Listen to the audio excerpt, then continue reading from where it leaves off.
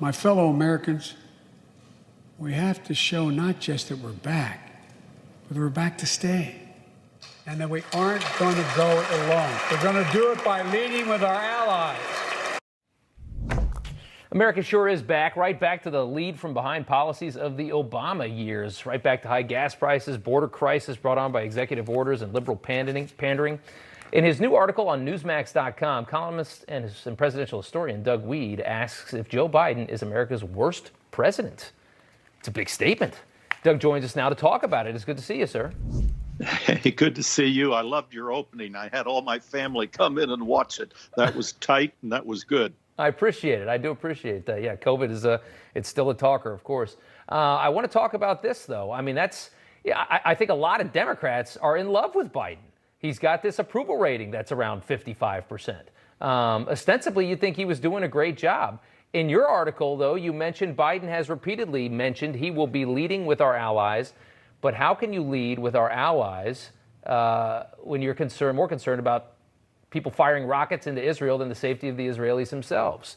Go into a little bit about what this op-ed talks about.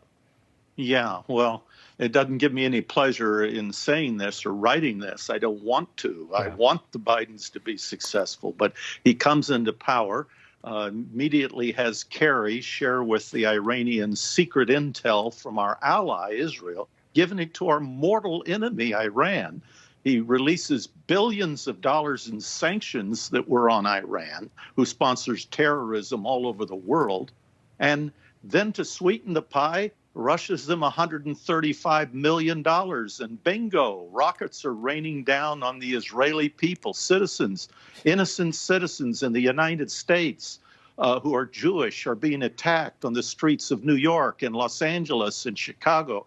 This is outrageous. I mean, just today, every embassy in the world, American embassy, has Black Lives Matter flag flying. A Marxist group. Founded by communists, by Marxists. How can he get worse than what he's doing? It's outrageous. Unfortunately, it's heartbreaking. It is. I mean, and it's so. I can't get my finger on what's happening in this country because I mean, I think what it is more than anything is just the loss of a good media. I think is such a big part of it. When you have a media that champions this kind of left-wing nonsense, when they don't play it down the middle, when you don't at least have a couple of networks that are going to play it straight and give it to people straight, all is lost because I don't think people realize how formed their opinions are by the media. People don't realize that almost all of what they think comes from some kind of media, whether it's movies or TV shows or news shows. It's really something.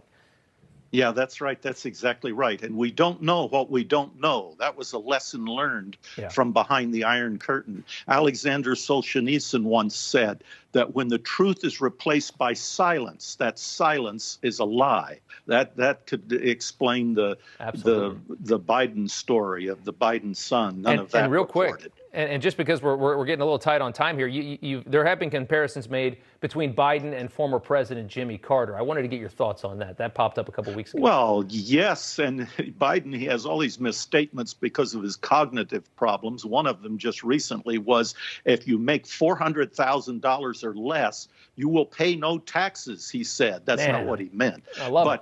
Yes, they may not raise the taxes, but they raise the price of milk, of diapers, of gasoline. Yeah. That's the inflation that's hit. The good news, Rob, to take away from this is that if communism comes to America, the first people they'll throw into prison will be all these anchors on CNN because the Trotskyites, the allies, are the first they take out. That's right. That's very, very interesting. Doug Wead, Newsmax columnist and presidential historian. Always love to talk to you, sir. And you can read Doug's columns at Newsmax.com. Thank you. Thank you, Rob. For some reason, this interview you just saw was heavily censored. The only way we know to get around that is if you subscribe to this channel, YouTube channel, and hit the bell. And or if you send this link to a friend in an email, that can get through. Or subscribe to Rumble. They don't seem to censor these. But this one is especially experiencing some rough censorship. Thank you. We're gonna live through this. Bye-bye.